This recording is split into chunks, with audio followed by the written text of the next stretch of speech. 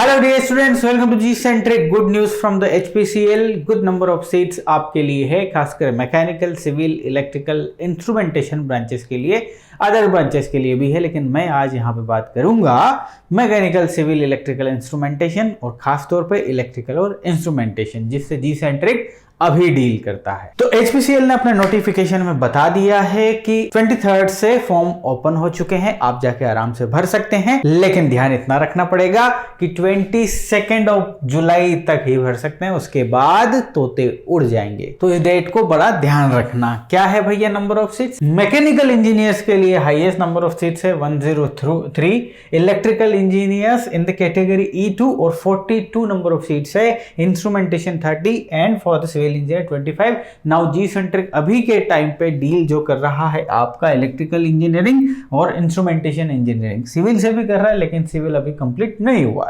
42 seats 30 seats. Now imagine आज के time पे जहां पे गेट एग्जामिनेशन निकालने के बाद पीएसयू में जॉब पाना भी बड़ा टेढ़ी खीर साबित हो रहा है। बहुत सारे पीएसयूज अभी लिए भी नहीं, आ भी नहीं। वहां पे 30 सीट इंस्ट्रूमेंटेशन वाले बच्चों के लिए, 42 सीट इलेक्ट्रिकल वाले बच्चों के लिए, और वो तमाम बच्चों के लिए। बेटा आपका गेट भी अच्छा नहीं गया ना, दिल से इसमें पढ़ना, मजे आने वाले। सिलेबस वही है जो गेट में आपने पढ़ा है। लास्ट ईयर का पेपर देखना, जो गेट में पढ़ते हैं उससे भी कम सिलेबस है। टेक्निकल वाली बात है। चर्चा करेंगे कि इस एग्जामिनेशन में हमसे क्या पूछा जाएगा। देखो, अब जब मैं इलेक्ट्रिकल इंजीनियरिंग की या इंस्ट्रूमेंटेशन इंजीनियरिंग की बात करता हूं तो आपकी बैचलर डिग्री क्या होगी यह आपका डाउट रहेगा।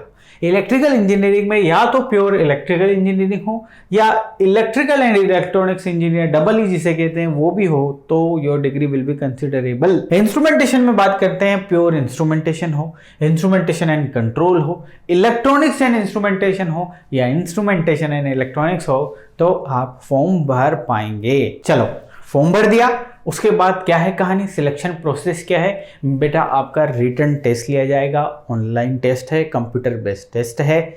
उसको फाड़ने के बाद आपको बुलाया जाएगा इंटरव्यू के लिए और जीडी के लिए। ग्रुप डिस्कशन भी हो सकता है, लिखा है उन्होंने, it may be GD and personal interview, या फिर सिर्फ पर्सनल इंटरव्यू हो सकता है, कुछ भी हो सकता है। लेकिन उन्होंने लिख दिया है जीडी के लिए भी आप खुद को तैयार रखें और पर्सनल इंटरव्यू तो होता ही है। नाउ सिलेक्शन प्रोसेस ऑनलाइन है पूरा, और पूरा जो पेपर है वो 2 पार्ट में डिवाइड रहेगा। पहला है जनरल एप्टीट्यूड, जिसमें इंग्लिश भी उसका पार्ट है, रीजनिंग और क्वांटिटेटिव एप्टीट्यूड, ये 3 सेक्शन इसके अंदर है। नाउ दूसरा पार्ट जो है पेपर का कंप्राइज बाय टेक्निकल नॉलेज, यानी कि आपकी डिग्री जो है, suppose you are from the instrumentation, आपसे क्वेश्चन होंगे मेजरमेंट से, ट्रांसड्यूसर के क्वेश्चन, एनालॉग, डिजिटल, सिग्नल, सारे क्वेश्चंस आपको देखने को मिलेंगे, नेटवर्क थ्योरी सब मिलेगा आपको। ठीक है, क्या सिलेबस रहेगा? अभी तक सिलेबस नहीं दिया एचपीसीएल ने, लेकिन एचपीसीएल बोला है we will give the syllabus also for the CBT day. Syllabus क्या रहेगा? वैसे सिलेबस आपकी गेट का जो सिलेबस है उसके अंदर ही समाहित है, उससे बाहर कुछ भी नहीं है। जैसे ही आपने कंप्यूटर बेस्ड टेस्ट को पास किया, ग्रुप टास्क के ग्रुप डिस्कशन और उसके बाद पर्सनल इंटरव्यू रहेगा, आपको बुलाया जाएगा और बेटा गुड पे स्केल है आपका, यानी कि अच्छी खासी तनख्वाह आपको मिलने वाली है करने के बाद, है ना। पे स्केल 50,000 to 1.6 लाख है, और कॉस्ट टू द कंपनी जो है CTC जिसे बोलते हैं, यानी कि कंपनी आप पे इतना खर्च करेगी इंक्लूडिंग ऑल। डोंट थिंक कि 16.26 लाख सैलरी के फॉर्म में आपको पर ईयर मिलेगा, नहीं। This is the complete cost to the company for you and that is nothing but 16.26 lakh.